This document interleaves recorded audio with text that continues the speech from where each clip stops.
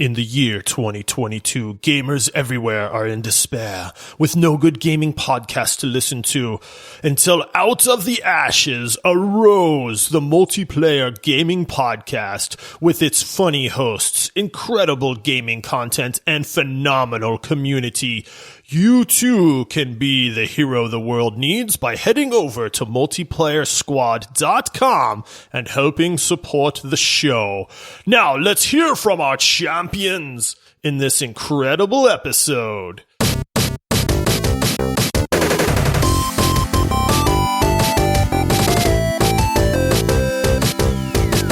Hello, squad mates. Welcome to another episode of the Multiplayer Gaming Podcast. We are a group of 3 dads that love gaming, and we release 2 episodes every week on Mondays and Thursdays. Make sure to rate our podcast 5 stars and leave us a written review. We are so excited for this episode here today. It is a Thursday, which means we are going to be covering This Week in Gaming. We are going to be talking about what we've been playing this week. We're going to talk about recent gaming news. We've got a whole lot to cover, so let's just get straight into introductions. I am your host, Paul. I'm joined here today by our 2 co-hosts. Coming up first, I'll never forget the time that we first met, even though I keep trying. It's Josh. Oh, I can't think of when we very first met, Paul. I feel like I got invited to a party at your house or something. And it was technically at my house, but at the time it was owned by your brother-in-law. Yeah. And yes. Yeah. It was like a family get-together. I would never pass up a party invitation. So just, tidbit for those listening. I love parties. And if you want to invite me to your party, Josh at multiplayerpodcast.com. He'll go anywhere. Anywhere. Josh is, any party, anytime. He's DTP, down to party. And then our new permanent co-host, if you guys missed the announcement on our last episode, he's now here permanently. He brings just so much joy to all of us every time he disconnects from Discord. It's Michael. Oh, man. They're like, he finally stopped talking. Like, one time I dropped out, and I came back, and there was just silence forever, because I knew they were talking about me. Guys, I don't know. I wanted to come in hot today. I want this to be a combative episode. We're gonna do some light roasting. Why not? I was gonna get upset that you talked so nice about Michael and so bad about me, and then you went and redeemed yourself, Paul. Yeah. Exactly. Double roasting. Except we didn't see it coming, so I didn't have anything prepared. So I'm just gonna have to. I'm a slow thinker sometimes. I'll find something for you, Paul. 30 minutes later, Michael's like, "Oh yeah." Well, the jerk star called. They're running out of you. Yeah, right? Yeah. All right. So we've got so much to talk about. I think the first thing that we should mention is that there was a pretty big game that released this week. Horizon Forbidden West released on February 18th. Did either of you guys pick this one up? Yeah, I have it, and I have the giant collector's edition box because I pre-ordered it like 7 months ago. Paid my $280 because I was super excited. Friday, I go to load the game up, and I was super disappointed. Why is that? Well, I know I talked about this a lot with our friend group, but I've had a really oddly hard time getting a hold of a PlayStation 5. My luck has been terrible. Sony has sent me the email twice saying, "Hey, your order's ready. You can go on between this time and get it directly from Sony." Or I, go to nowinstock.net and watch for it to be available from a major retailer. Long story short, I can't get a hold of one. And everyone's like, "No worries. You can play this game on PS4 Pro just fine. It'll run great." 10 minutes into the game, I had to turn it off because it did not run great. And I was really disappointed. Oh, no. It didn't run horribly.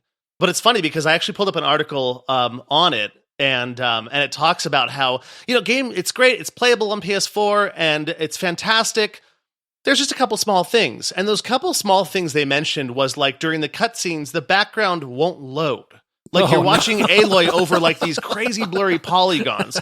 And they're like, the frame rate's a little choppy. And I'm like, I'm probably getting 12 to 20 frames a second on this game. It's not choppy. It's not playable. Like if you're playing a shooter, especially me, with basically all 5 of my fingers on both hands might as well be elephant hooves because I can't move the sticks very quickly. For choppy frame rate, it's not good. I have heard some people say they were fine with it. The quality of the game to me matters a lot. And so I unfortunately can't play it on PS4, and I'm really disappointed because I was really excited about the game. So back to the search for PS5. Well, I was going to say, I know Josh and I are not disappointed in Horizon Forbidden West. You want to tell him why, Josh? I don't have a PlayStation.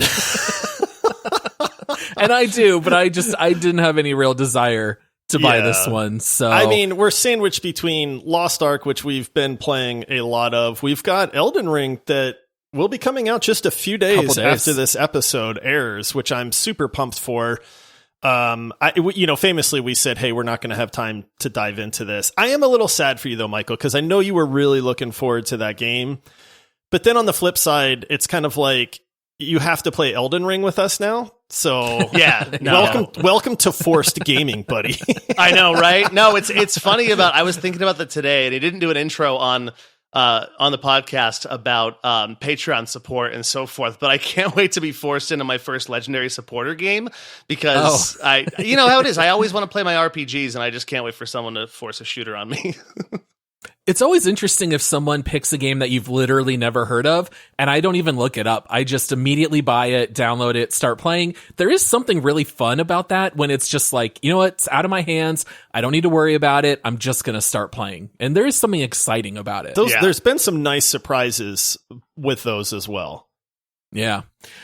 So we had Horizon Forbidden West come out. We also had another major release this week, although it actually came out in theaters also on February 18th. We had the Uncharted movie come out. Now, I don't think any of us have seen this one yet, right? I haven't seen it yet. I have not. I do want to see it, though. I'm actually hyped for it.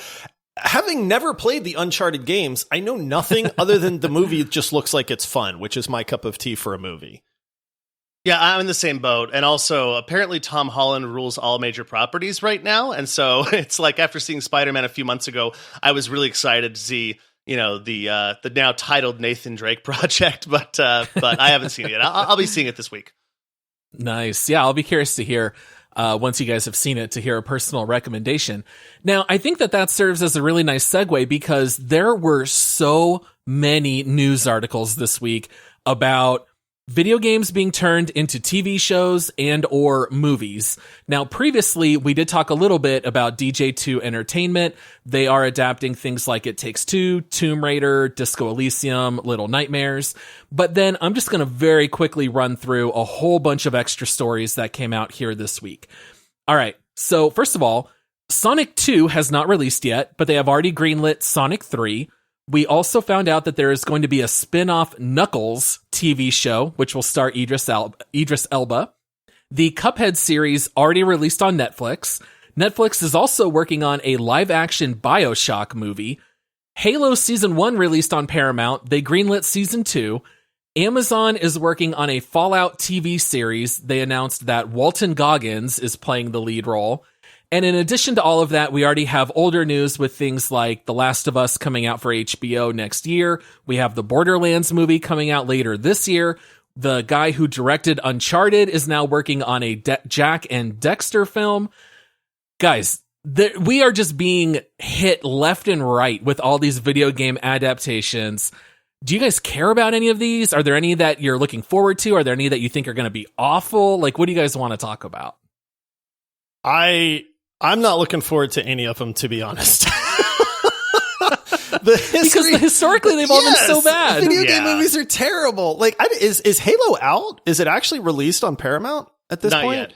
But I thought it already released. No, Not yet. it's coming up. But that's the only one that I'm even remotely interested in. And I have already decided that if I watch it, I think I'm going to be disappointed. I think that they nail a lot with the aesthetics of that, but I'm still a little hesitant. All of these other ones, like, it's hard for me to get hyped about a video game movie. If they come out and they start getting great reviews, I'm on board. I will 100% go check it out. But it's like, you just mentioned all of these and I was just like falling asleep. Well, didn't you go see the newest Mortal Kombat in theaters? Like, that one got your interest. I did, yes. And honestly, like, I'm not trying to trash them by any means, because Sonic I thought was pretty good. And I watched the trailer for the second one and I'm like, that looks like it's going to be fun. It's just hard to get me excited about an upcoming video game movie release. Like, that's the problem, because I'm so skeptical from decades of terrible movies that I think I'm just conditioned that way. I think that I have the same concern as Josh in a lot of ways. Movies historically have been terrible. However, you look at something like The Witcher. The Witcher's fantastic. I know that's more adapted off the novels, but it became popular, especially here in the States. Because of the video game. A couple of notes though. A Fallout series with Walton Goggins. Heck yeah. The thing I think about Walton Goggins, I keep calling him Walter, and I know his name's not Walter. Oh, Walt. I'm just gonna call him Walt here and after referred to as Walt Goggins. So Walt Goggins looks like pretty much every character I've ever created in a Fallout game, anyways. And so I'm like, this is perfect. This fits exactly. Like he is Fallout. I'm curious about. I just want to know what the world's going to look like. Like I read the article, and the director and showrunners are, previously they'd done Captain Marvel and Silicon Valley. And for me, that I don't know how that relates to a Fallout show, but I'm still excited about it. Silicon Valley, some of that comedy would fit pretty well in this there, but I don't know. The only thing that I would say though about Halo is I am excited about that because as a person who's always watched his friends play Halo and not played so much myself, I am excited to discover the lore a little bit. But I have the same reservations as Josh on this completely, where I'm a little bit terrified that it's just going to completely ruin pieces of that for me. Yeah, I think the only one I'm looking forward to is Fallout because, first of all, I love Walton Goggins. One of my favorite TV shows of all time was The Shield. And he is so good in it, and he was so good in Justified. I think he's a fantastic actor. Now, even though the showrunners do have their pedigree from Silicon Valley and Captain Marvel, it is also being produced by Lisa Joy and Jonah Nolan, and they're the ones who started Westworld. And that, to me, does make more sense. The work that they did on Westworld would certainly lead itself well, I think, into Fallout, where you're dealing with this dystopian kind of future and future technology and that kind of stuff.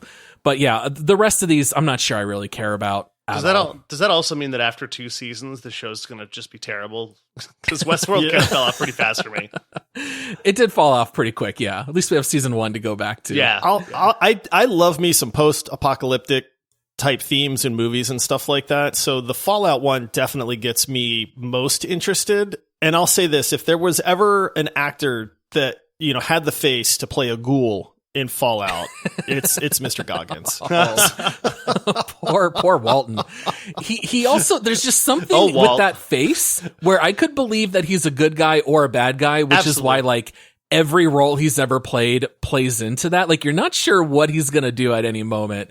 But yeah, I am excited about that. Now, Amazon they did strike a deal with DJ2. So for all of those projects, Amazon has first dibs. So I think as we see more and more of these properties made, a lot of them are going to be coming out on Amazon.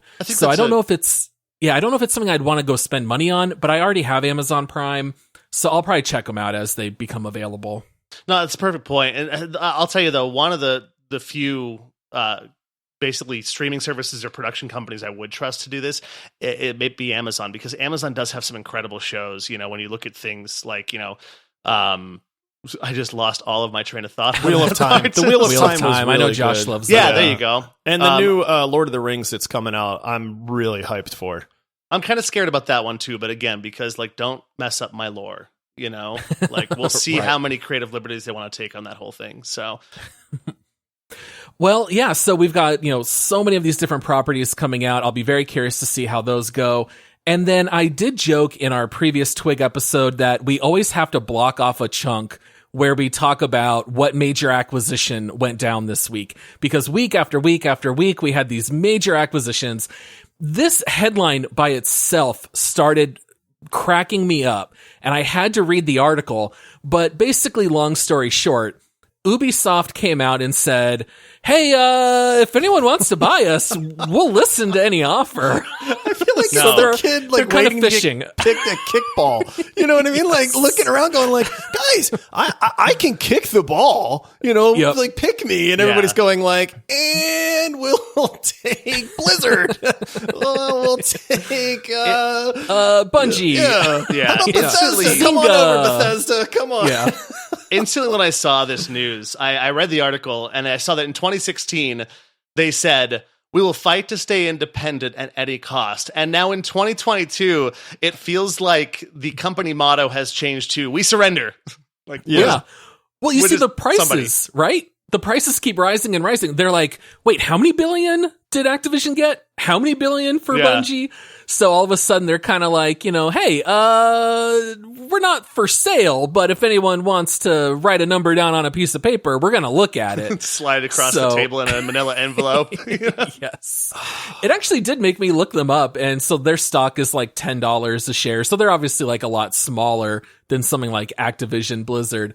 But yeah, that kind of did crack me up a little bit because I think they probably sense the valuation on these studios is just so high.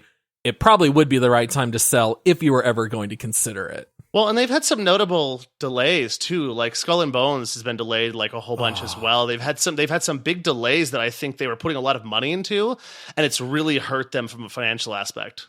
I was going to say, I've said this before, but I think one thing that's hurting Ubisoft is that they just haven't innovated in quite some time.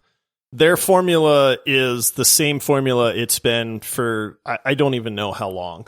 And they make good games, but at some point, you've got to shy away from the Madden formula and say, hey, we're not just going to release a sequel with the exact same, framework. And I'm to the point I don't want to play Ubisoft games anymore because I know exactly what I'm going to get. I might as well just go play the ones I already own because there's no innovation there. So I think that's the other thing that they really need to focus on.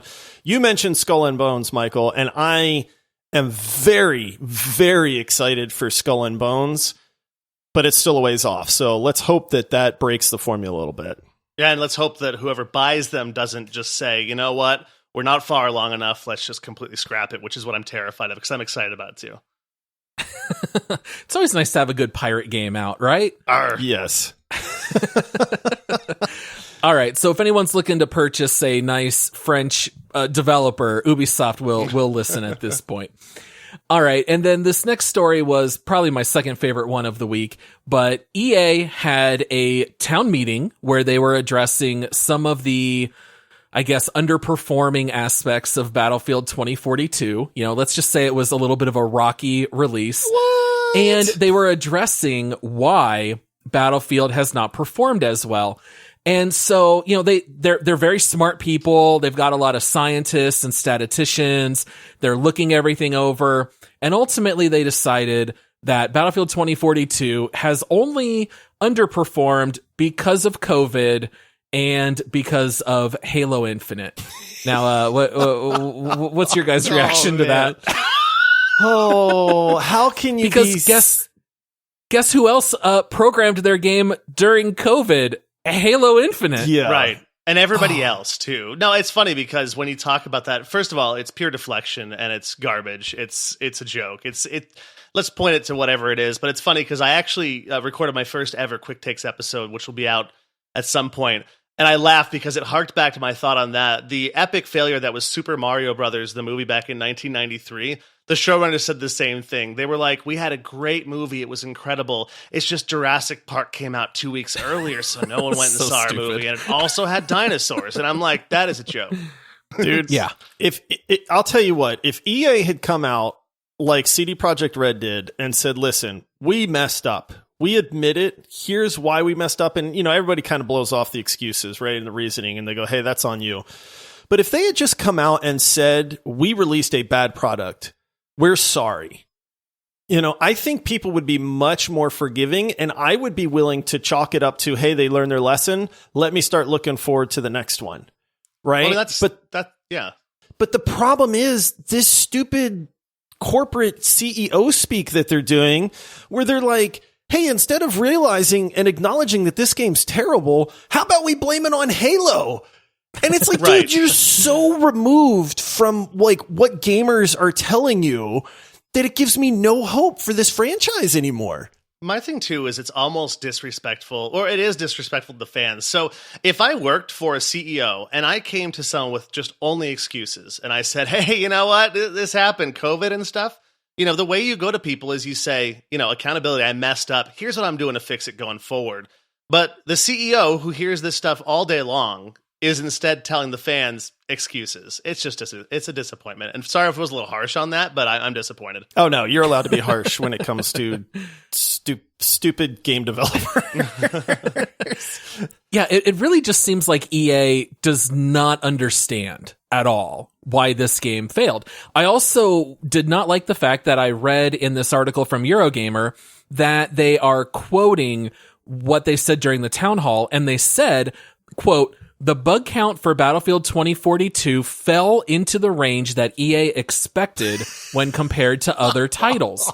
So they knew the bugs that were in the game. They thought, well, this isn't worse than any of our other launches, so let's just get it out into the open and make our money.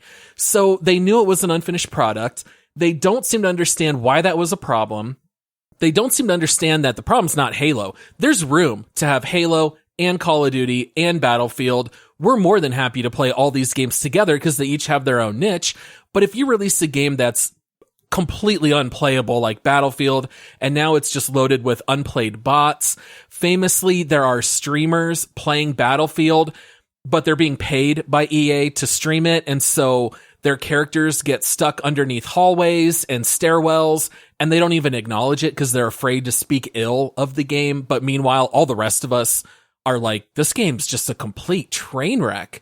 I said before, I'm really worried about Battlefield.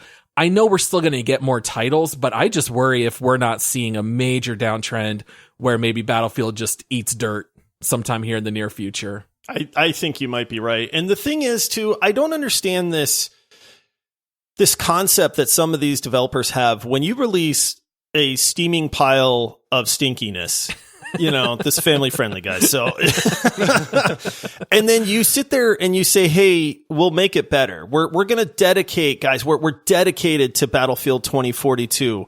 Give us a year and we'll make it a decent game. Dude, just call it quits, man. Like I said, acknowledge the failure. Keep one or two guys on there to maybe patch some stuff if it breaks catastrophically, but just say, hey, we've learned. We're sorry. We're going to move on.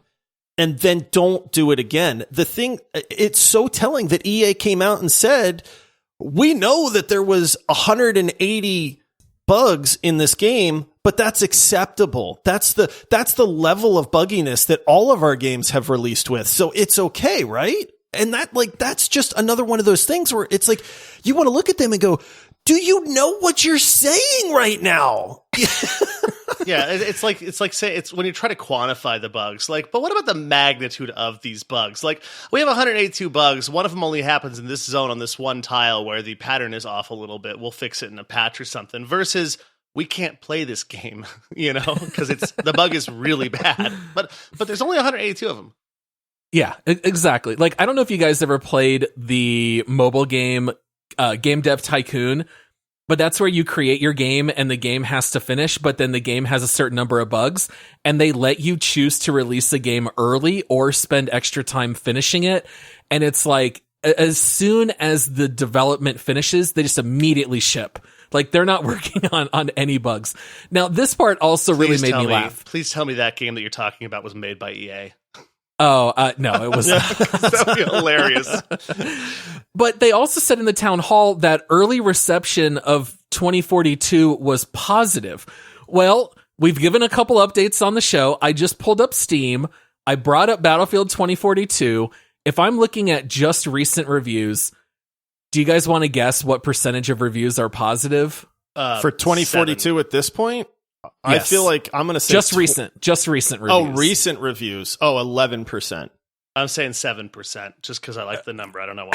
13%. So whatever, whatever positive feedback they got early on. Oh my goodness. That means 87% of people that are leaving reviews are leaving negative ones on Steam. It's unbelievable.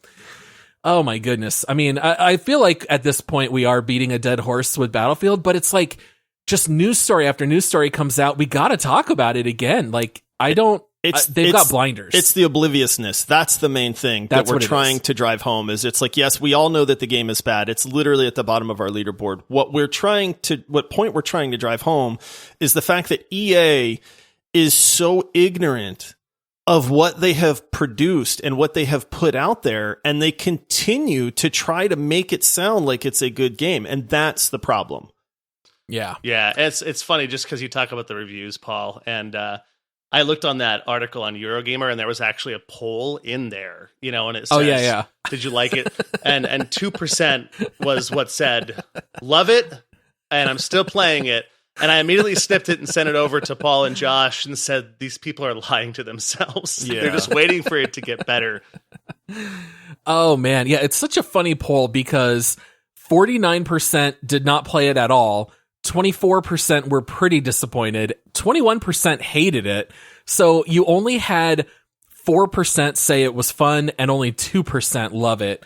So, yeah, I mean, boy, we really gave Cyberpunk a hard time. At least some people really loved Cyberpunk. No one seems to be liking Battlefield. All right, and then that brings us to our final story of the week. We recently just covered our top 10 games of all time. Do you guys remember what game was on all three of our lists? The Witcher 3, Yes. baby. Yep. Witcher 3. Boom. Well, guess what? The guy who directed The Witcher 3 has created his own studio along with some of his old coworkers. So a bunch of people that worked for CD Projekt Red have gone with him. They have created a studio called Rebel Wolves. And I think this is about as good of news as you can possibly hear. They came out and said, we are working on a AAA title, dark fantasy game, creating it using Unreal Engine 5. Oh, keep saying all those words, Yes. Paul, because Also, if you add the word pirates in there somewhere, and we get pirates. really excited. all right, this is getting weird dark now. pirate fantasy. Dark pirate fantasy. Okay, That's it. wait a minute. Wait, yeah. Oh man. I think this sounds really intriguing. Now this is like probably years away, right? This is not anything we're going to see anytime soon. It is a brand new studio. They are hiring developers right now. And so we're not going to see this for quite some time, but this is absolutely like a lot of key buzzwords, right? You love hearing dark fantasy. You love hearing Unreal Engine 5. You love hearing Witcher 3 director. Yep. This is right up all of our alleys. Absolutely. I'm super excited about this. And like you said, probably pretty far out. I mean, we're talking, 4 to 7 years probably from beginning to end of developing a game. But if they do it Not right, if EA has anything to say about yeah, it. Oh boy. if EA, it's 6 months from now, we'll have a failed dark pirate fantasy game. I do like when you get talented people that don't necessarily like the way that the direction like a company is going or something like that, and they say, hey, you know what, I have the passion enough to make a game that I want to make, and I'm taking these other talented people with me. I'm a fan of that. Like, I don't want disharmony. Hopefully it's an amicable split. But if you're saying, hey, I have this vision of this game and I'm going to go make it, I feel like that is a really good place to be when you're starting game development, because you're passionate about it. You're finding the people that have the talent to make that. And like you said, all of these buzzwords are my kind of buzzwords. The other thing they said is it's CRPG, which stands for computer role-playing game, which is my favorite genre of role-playing game, up there with open world RPG, I guess. But yeah, I mean, we don't know anything about it other than the studio name and the Unreal Engine 5, which I'm super excited for, because everything in Unreal Engine 5 I've seen has been mind-blowing, but Yes. I'd really I like know. to see a fully fledged game in Unreal Engine 5 Yeah, at this me point. too. Well, and Paul, Josh, you actually said just a minute ago we don't know anything about it. We do know one more thing that is very exciting, is they've already announced it's part of an ongoing saga. So it will be a series of games, not just a standalone awesome game. So Yeah, I can't wait to see what they're going to come out with. They did say that they want to focus on unforgettable stories and stirring deep emotions. That sounds a lot like The Witcher to me. So it sounds like they kind of know what worked, and they want to translate that to another fantasy game. I know I'm all for it. Well, And, even the name of the studio is Rebel Wolves. It screams The Witcher. It's a cool name. Yeah, well, Yeah. and then just the wolf, the whole thing. It's like it's almost like he's saying, "Hey, I did work on Cyberpunk a little bit too, but I also directed The Witcher, and I'm taking more of The Witcher with me to this new game." Yes. And I would prefer Rebel Wolves to Rebel Roaches, named after Geralt's Hey, horse. you can't kill a roach, man. Okay. That is true. Oh man. All right. So we had, so many stories here to cover this week. That's all that we have time for. So that's all that we have here for this week in gaming. Now, we did want to talk a little bit about social media. It's something that we have often shared our handle, but we haven't really done too much with it. But Michael is going to be jumping in and being a little more active on our social media accounts. You can find us everywhere at Multiplayer Pod. Anything else you wanted to say about socials, Michael? No, just really call to action. Please follow us on social media because I don't want to be just out there talking to myself all the time.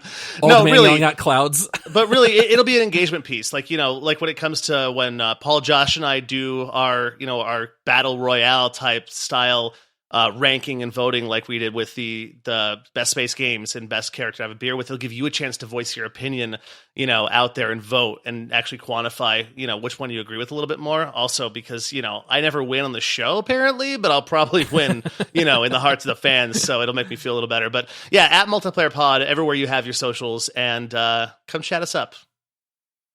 There's one last question I got to ask you, Michael, and I can't believe we haven't done it yet on the show. Are you officially declaring yourself for Team Waffles or Team Pancakes? Oh man.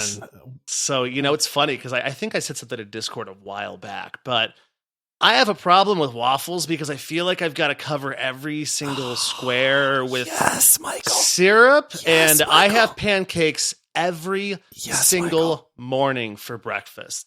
So I've got to say I'm on, and I don't even know what started the war because I must have missed that episode back in the day, but I'm 100% on Team Pancakes. Yes. Yeah, that's all we have time for. We'll see you guys on Monday.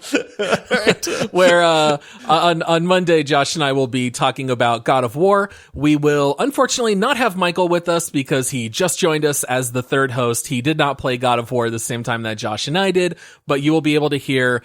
Oh boy, it's a long one. Josh and I just recorded it. It's an hour and 40 minutes. Buckle it. Wow. It's the best hour and 40 minutes you've ever heard.